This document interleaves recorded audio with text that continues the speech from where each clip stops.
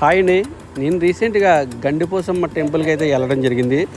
ఇప్పుడు వీడియోలో మీరు చూస్తున్న ఈ కొండలు, ఈ సొరంగ మార్గము కూడా గండిపోసమ్మ తల్లి టెంపుల్కి వెళ్ళడానికి దారి.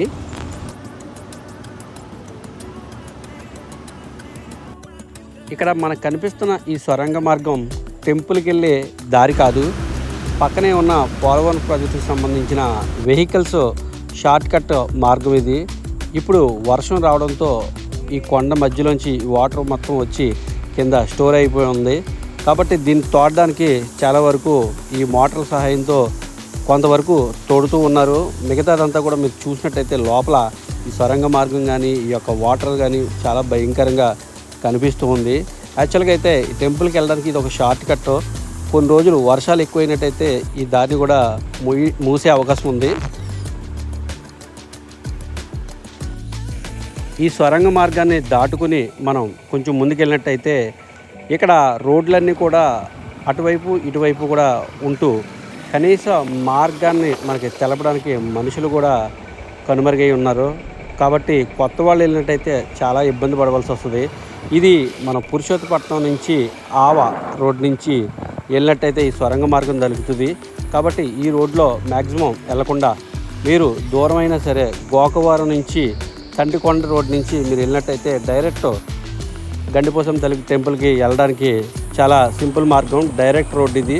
కాబట్టి ఈ మార్గాన్ని ఎంచుకున్నట్టయితే మీ జర్నీ చాలా హ్యాపీగా ఉంటుందని చెప్పేసి ఈ వీడియో ద్వారా మీకు చెప్పడం జరుగుతుంది.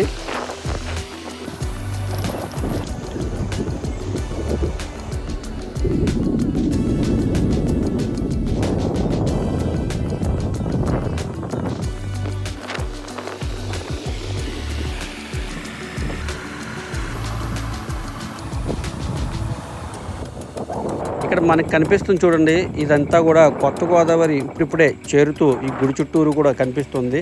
మనం ఆల్మోస్ట్ గండిపోసమ్మ తల్లి టెంపుల్కి వచ్చాము. ఇక్కడ చూసినట్టయితే ఈ యొక్క గుడి దగ్గరికి వచ్చినప్పుడు వంటకు సంబంధించి ఎవరు కూడా ఇబ్బంది పడకుండా ఆ యొక్క స్థానికులందరూ కూడా వంట చేసి మనకి ఇవ్వడానికి ఇక్కడ ఏర్పాట్లన్నీ కూడా చేసుకుని ఉంటారు. చెట్టు కింద వండుకున్నట్టయితే ఫ్రీ కానీ, మరియు రేకుల షెడ్లో వండుకున్నట్టయితే 300 రూపీస్, మరియు పాకల్లో వండుకున్నట్టయితే 200 రూపీస్ కింద ఛార్జెస్ చేస్తూ వీళ్ళ జీవనోపాధి ఇదిగా చెప్పొచ్చు. ఇక్కడ వీడియోలో చూడండి, గండిపోసమ్మ తల్లి వారి టెంపుల్ చుట్టూరు కూడా కొత్త గోదావరి ఆల్రెడీ ఫ్లోటింగ్ వస్తూ ఉంది. ఈ యొక్క ప్రాంతం అంతా కూడా వర్షాకాలం వచ్చింది అంటే కొత్త గోదావరి అంతా కూడా ఇక్కడ స్టోరేజ్ అయిపోయి దేవాలయం మొత్తం కూడా మునిగిపోయి ఉంటుంది. కాబట్టి మీరు టెంపుల్కి వెళ్ళాలనుకున్నప్పుడు ఒకసారి కొత్త వాటర్ ఉందా లేదా, అసలు ఎలాంటి పరిస్థితుల్లో ఉందన్నది తెలుసుకుని వెళ్ళినట్టయితే మీ యొక్క ప్రయాణం చాలా సులభం అవుతుంది. అలాగే ఇక్కడ కనీస సదుపాయాలు కూడా లేవు, జనాలు కూడా బాగా తగ్గారు. ఇలాంటి పరిస్థితుల్లో కూడా ఈ గండిపోసమ్మ తల్లి అమ్మవారిని దర్శించుకుని మొక్కులు చెల్లించుకునే భక్తుల దగ్గర టికెట్ల రూపంలో 20 రూపాయలు, మరియు మొక్కుబళ్ళ రూపంలో కోళ్ళకైతే 5 రూపాయలు, మేకలకైతే 150 ఇలా తీసుకుంటూ ఉన్నారు.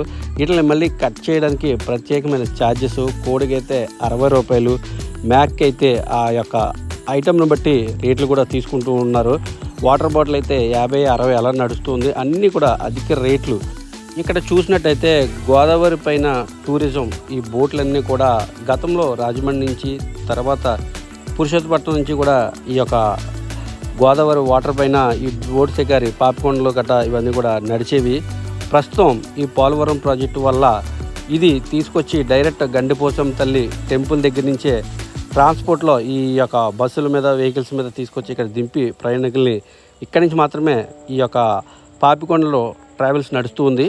ఫ్రెండ్స్ చూశారు కదా, మరిన్ని అప్డేట్స్ కోసం మన యూట్యూబ్ ఛానల్ని, ఫేస్బుక్ని, ఇన్స్టాగ్రామ్ని లైక్ చేయండి, షేర్ చేయండి.